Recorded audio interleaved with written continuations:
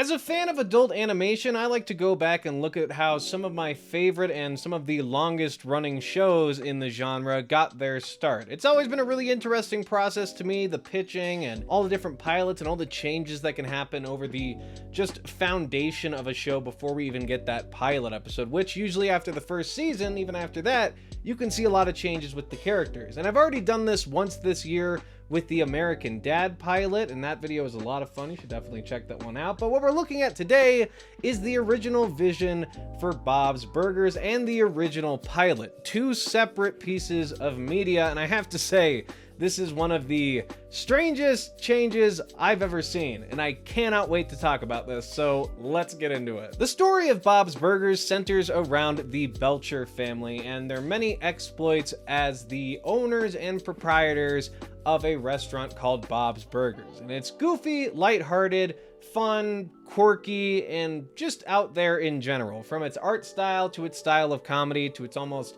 improv-like dialogue, it's a very unique show. Originally, however, it was set to be a whole lot more unique. Now, one thing that has to be understood about this show is who it's created by. And one of the guys who made it is named Lauren Bouchard. I believe that's how you say it, but he's a guy who worked on a lot of shows for Adult Swim leading up to this point. And to get a show picked up on Adult Swim, it helps to be a little bit more edgy. In fact, one of the shows that Lauren Bouchard created on Adult Swim was Lucy, Daughter of the Devil. And you can see that little bit of edge right there just from that. I'm not going to go too in depth on how edgy that show is because frankly, haven't seen it. Always thought it looked a little too weird to me. If I should check it out, let me know in the comments below.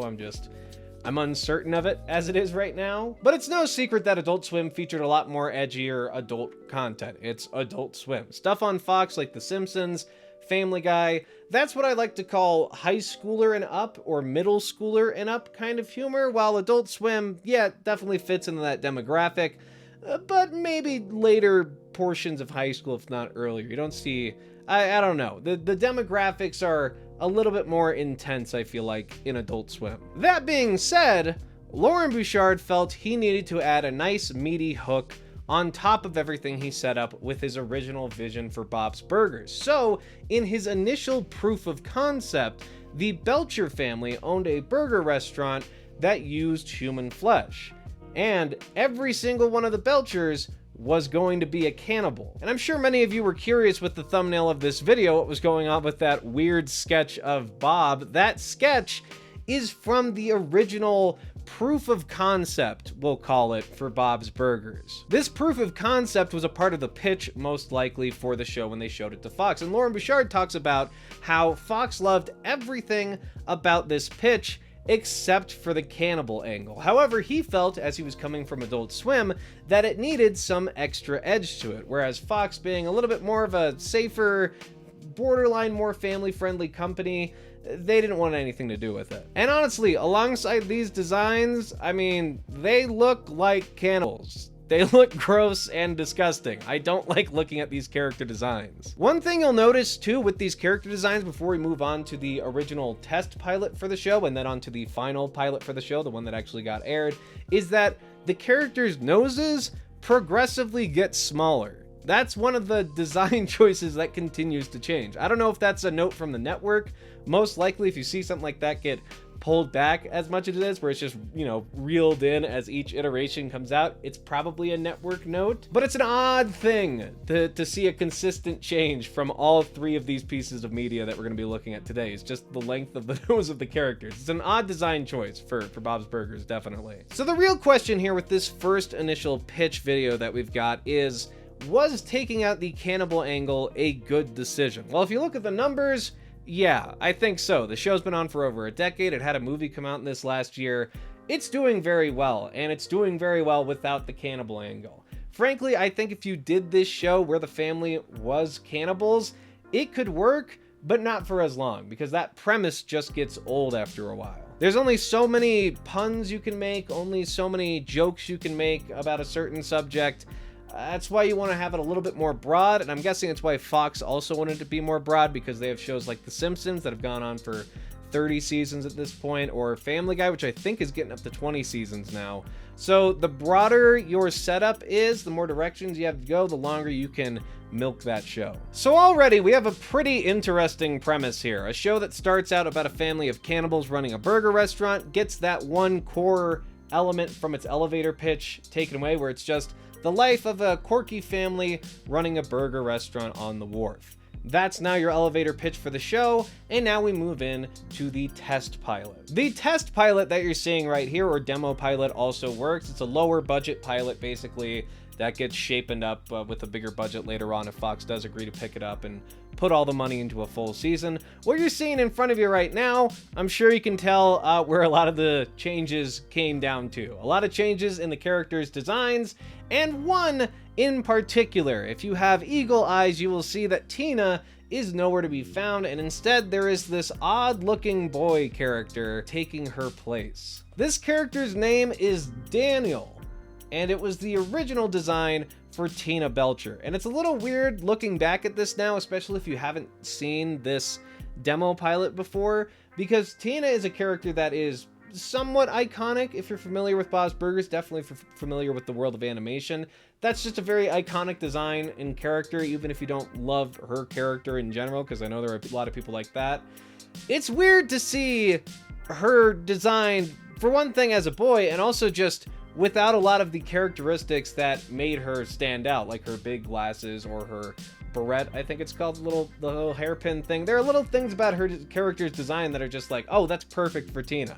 This character's design, Daniel, just doesn't stand out anywhere near as much as her. Now, unlike Steve's character in the American Dad pilot that we took a look at, Daniel is basically the exact same character as Tina, just with a far less interesting design. In fact, comparing it one-to-one with the aired pilot and this demo pilot, it's pretty much exactly the same. Now, it's not entirely clear as to why Tina's character was changed, or I guess Daniel's character was changed into Tina. However, that transition works because the characters are basically exactly the same. It's just a design. One is designed as a boy, one's designed as a girl. There isn't a whole lot to grab onto with Daniel's character past that, because it is identical down to the lines and performance with Tina's in the final pilot. But one idea I heard was that the crew just didn't like the dynamic of having two sons and one daughter and preferred having the one son and two daughter dynamic for the family, and that's what they went with. Frankly, I think the show could have worked just as well with Daniel's character, but without seeing it in action, there really is no way of knowing. And given how well the show has done over the last decade, I mean, why wonder? Why even wonder? If the show lasted a season, maybe we can start speculating, well, what if they did this? What if they played with the cannibal angle?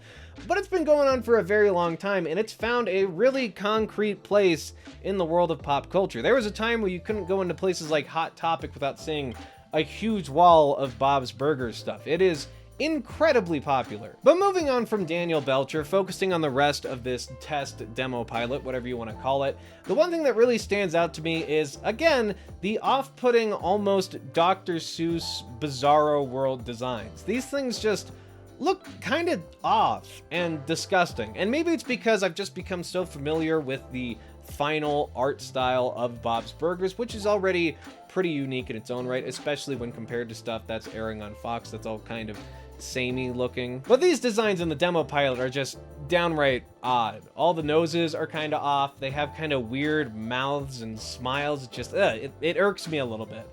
Is it better than the, pitch that we got before, the black and white one?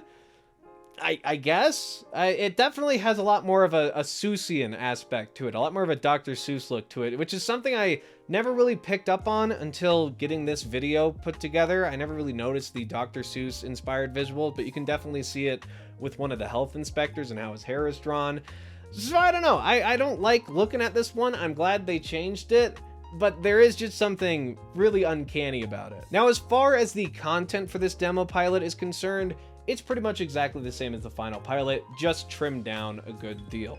This time around, you don't have a big speech outside with Bob. It's just a quick little turnaround. It's set up with just the health inspectors, a few grieving widows, and then the Belcher family. And that's pretty much your whole cast of characters for this episode. And as far as the lines go and the jokes and the dialogue, it's all pretty much carried over to the final pilot. It's pretty much exactly the same. Even Daniel's character, it is exactly the same. And now with that one out of the way, we're good to move on to the final version of the Bob's Burgers pilot, the human flesh pilot episode. Now, I'm sure you can already guess where that plot line came from. It's the same plot line for the demo test pilot. It was, of course, inspired by the original pitch for the show. They just wanted to have one episode about it, joking about it, and move on, which frankly I think was the better decision.